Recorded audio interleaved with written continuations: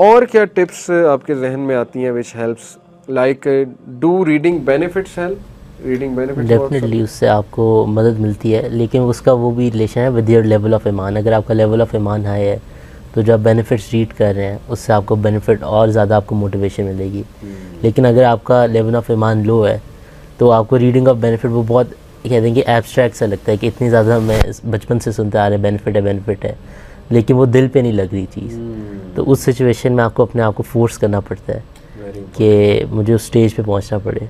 तो मेरे लिए तो यही चीज़ हेल्प करती है कि जब भी इवन इफ नमाज का खासा डिले भी हो जाए तो 5 या 10 मिनट पहले अपने माइंड को भाई पढ़ना तो ऑप्शन है ही नहीं, ठीक है आप पढ़नी तो पड़ेगी, जो कुछ भी हो जाए, जो मर्ज़ी हो जाए। तो वो इवन इफ डिले हो जाए, 5-10 मिनट भी रह जाएँ वो ख़त्म होने में टाइम, तो बंदा पढ़ लेता है उस तरह से। तो एटलीस्ट है ना, माशाल्लाह वेरी प्रैक्टिकल टिप। आपको कोई बेनिफिट्स हेल्प करते हैं जब आप अयान थोड़े डीमोटिवेटेड, नेचुरल है डीमोटिवेटेड हो जाता है बंदा, व्हाट हेल्प्स यू? मेरे साथ ऐसे होता है कि यानी नमाज तो मैं पढ़ने की फुल कोशिश करता हूँ। उस दिन मेरे साथ क्या हुआ कि मेरे CI से इस्लामियात के, तो इस्लामियात के सिलेबस में नमाज के फ़वाइद भी थे। तो उस वक्त मैं उनका सिर्फ याद कर रहा था, उनको मैं समझ नहीं रहा था, सिर्फ याद कर रहा था कि अच्छा नमाज पढ़ने से नमाज 27 टाइम्स नहीं पता नहीं 47 टाइम्स मेंशन्ड है, उस सबसे पहला सवाल यही होगा, इस तरह करके याद कर रहा था। अब बीच में मैं याद कर रहा हूँ, काइंड ऑफ रटा मार रहा हूँ, तो मुझे फिर याद आया कि यार वाई नॉट इनको अपने ऊपर अप्लाई करके क्यों ना देखूं।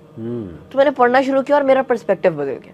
ज़बरदस्त। मैंने पहले पढ़ा कि जब हम अल्लाह ताला में रिजरेक्ट करेंगे तो पहला सवाल पूछेंगे नमाज का। मैंने तो आज 5 में से सिर्फ 3 नमाजें पढ़ी हैं, मैं क्या कहूँगा। तो उससे फिर मोटिवेशन होती है। और मैं पढ़ रहा था कि जब आप नमाज पढ़ते हैं तो ये गेट यानी आपकी बॉडीली भी प्योरीफाई हो जाते हैं और स्पिरिचुअली भी प्योरीफाई हो जाते हैं, क्योंकि जब आप 5 दफ़ा वुज़ू करेंगे तो आप, जैसे आपने बात की थी कि जो अबू हुरैरा रज़ी अल्लाह अन्हु को एग्जांपल दी उन्होंने, तो आप स्पिरिचुअली भी प्योरीफाई हो रहे हैं और वुज़ू करने से फिर दोबारा प्योरीफाई हो रहे हैं। उसके बाद नमाज जो है, it is one of the largest tool to create fraternity and equality. यानी जब आप नमाज पढ़ने जाते हैं तो सारे इकट्ठे खड़े होते हैं और कुछ नहीं होता।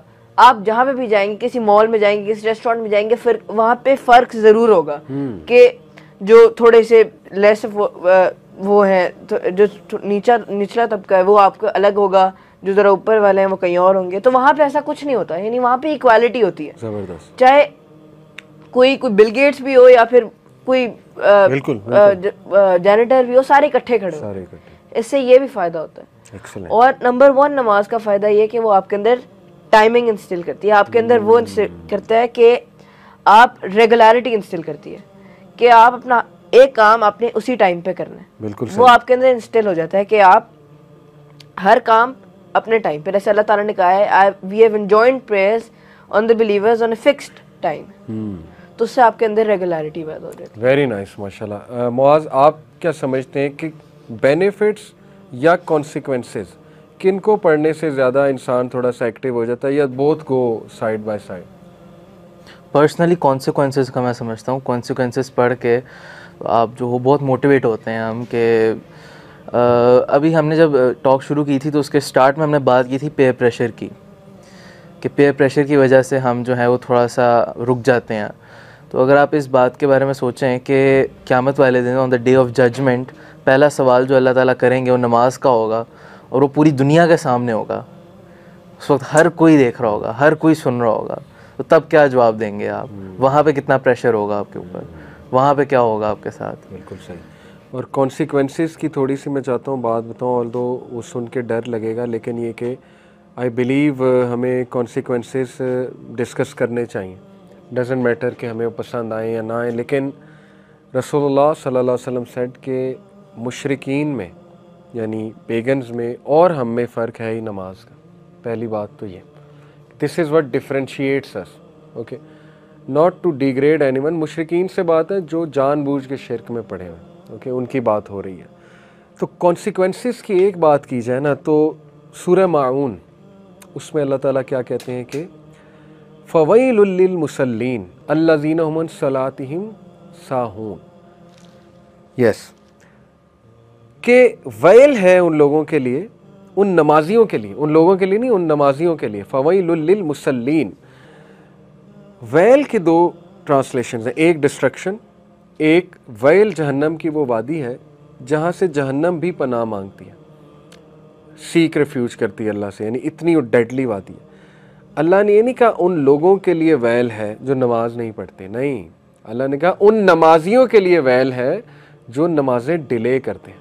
अल्लाह, व्हाट अबाउट दोस्त जो पढ़ते ही नहीं, ये उनके लिए जो डिले कर रहे हैं, जो सुस्ती कर रहे हैं, ठीक है ना।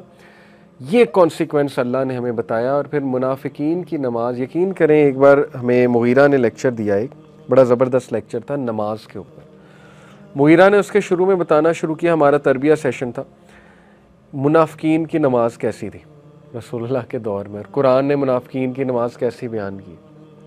जब उसने बताना शुरू किया हमने कहा ये तो हमारी नमाज, अल्लाह माफ़ करे, तो इसका मतलब हम मुनाफिक हैं। सुस्ती से आना, दिल ना करना, खड़े होते हुए बड़ा सुस्त रवैया शो करना, और कोई और काम करते हुए अचानक एक्टिव हो जाना, ठीक है ना। ये मुनाफिकीन की अल्लाह ने कुछ नमाजें बयान की। हमें बड़ी वेकअप कॉल मिली कि यार ये तो मामला बड़ा ख़राब है। हर चीज़ में हम मेहनत कर लेते हैं, दिल से कोशिश करते हैं लाने की वो चीज़, लेकिन नमाज में क्यों नहीं हम कर रहे। एक मैं आपको और कॉन्सिक्वेंस, बल्कि कॉन्सिक्वेंस कह लें, बेनिफिट, ह्यूज बेनिफिट। अल्लाह कहते हैं सूरह मारिज में, इन्नल इंसाना खुलिका हलुआ इज़ा मस्सहु शर्रु जज़ुआ व इज़ा मस्सहुल खैरु मनुआ। बेशक हमने इंसान को जल्दबाज और एंक्शियस पैदा किया है। बेसिकली तो ये बात है अनग्रेटफुल इंसान की, लेकिन इंसान की नेचर में एंक्शियसपन है, जल्दबाजी है। और फिर बताया इज़ा मस्सहुल खैरु जज़ुआ इज़ा मस्सहु शर्रु जज़ुआ, जब कोई उसे डिफ़िकल्टी आ जाए, when a difficulty touches him और हर, ही बिकम्स पैनिक्ड। जज़ुआ एंक्शियस हो जाता है, पैनिक हो जाता है। एंड वन अ खैर टचेज़ हिम, जब को खैर आ जाए, बेनिफिट आ जाए, तो स्टिंजी हो जाता है, विद होल्ड कर लेता है उस गुडनेस को। इल्लल मुसल्लीन, सिवाय उनके जो नमाज पढ़ते हैं। अल्लाह ने कहा कि इस तुम्हारी नेचर को, इस बेचैनी को, इस स्टिंजीनेस को कर्ब क्या करेगा, नमाज तरबियत है। नमाज तुम्हें वो मैकेनिज़्म देगा लाइफ में कि you will be a beneficial and productive person for everyone. और तुम्हारी ऐसी ऐसी चीज़ें कर्ब करेगी नमाज कि तुम एक सुपर ह्यूमन बन जाओगे, लिटरली, यानी ह्यूमन के नेक्स्ट लेवल पे तुम पहुंच जाओगे। ये सुपर पावर है हमारी। मैं टीनेजर्स को ऐसे कहता हूँ, अल्लाह ने कहा कि वस्ताइनु बिस्सब्री वस्सलाह, कि नमाज और सब्र में ताकत पकड़ो, पावर पकड़ो। ये पावर है मुसलमान की, नमाज से हमें मिलती है सुपर पावर। और नमाज हमें बनाती है तगड़ा, स्ट्रॉन्ग, हमें मेंटली स्ट्रॉन्ग करती है नमाज, ठीक है ना। और फिर अल्लाह ने कहा अल्लज़ीना हुम अला स्वलातिहिम दाइमून, जब कहा ना इल्लल मुसल्लीन, तो अगली बात ये कि अल्लज़ीना हुम अला स्वलातिहिम दाइमून, ये सूरह मारिज की आयतें हैं।